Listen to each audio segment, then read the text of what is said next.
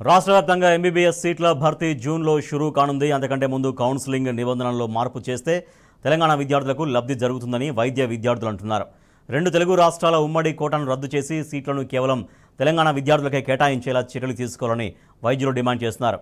ఇప్పటికే ఉమ్మడి కోటా గడువు ముగిసింది కాబట్టి సవరణలు చేయాలని సూచిస్తున్నారు.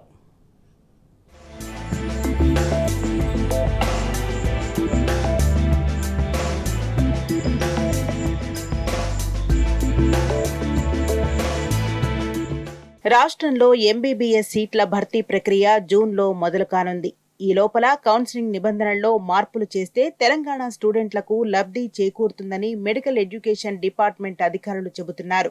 రాష్ట్ర విభజన చట్టం ప్రకారం అన్ని రకాల విద్యా సంస్థల్లో 15% కన్వీనర్ కోటా సీట్లను ఇరు రాష్ట్రాల స్టూడెంట్ల కోసం కేటాయించాలి. 2 రాష్ట్రాల స్టూడెంట్స్ నుంచి అప్లికేషన్లు తీసుకొని ఎవరికి మెరిట్ ఉంటే వారికి సీట్లు కేటాయించాలి. గత 10 ఏళ్లుగా ఇదే పద్ధతిలో ఎంబీబీఎస్ సీట్లను భర్తీ చేశారు. విభజన చట్టంలోని ఈ క్లాస్ గడువు గతేడాదితో పూర్తయింది. ఇప్పుడు ఉమ్మడి కోటాను రద్దు చేసి అన్ని సీట్లను తెలంగాణ విద్యార్థులకే కేటాయించొచ్చునని తెలంగాణ ప్రభుత్వ వైద్యులు చెబుతున్నారు.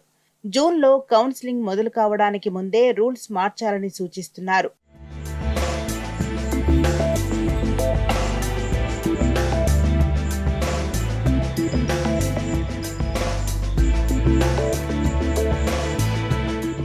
రాష్ట్రంలో ప్రస్తుతం 26 ప్రభుత్వ, 27 ప్రైవేట్ మెడికల్ కాలేజీలు ఉన్నాయి. 2022 వరకు అన్ని ప్రభుత్వ, ప్రైవేట్ కాలేజీల్లో ఉమ్మడి కోటా కొనసాగింది. తెలంగాణ ఏర్పడిన తర్వాత ప్రారంభించిన మెడికల్ కాలేజీలో తెలంగాణ విద్యార్థులకు మేలు జరిగేలా ఉమ్మడి కోటాను అప్పటి బీఆర్ఎస్ ప్రభుత్వం అమలు చేయలేదు. గతేడాది కౌన్సిలింగ్ ప్రారంభానికి ముందు అన్ని కొత్త కాలేజీల్లో ఉమ్మడి కోటాను అప్పటి ప్రభుత్వం రద్దు చేసింది.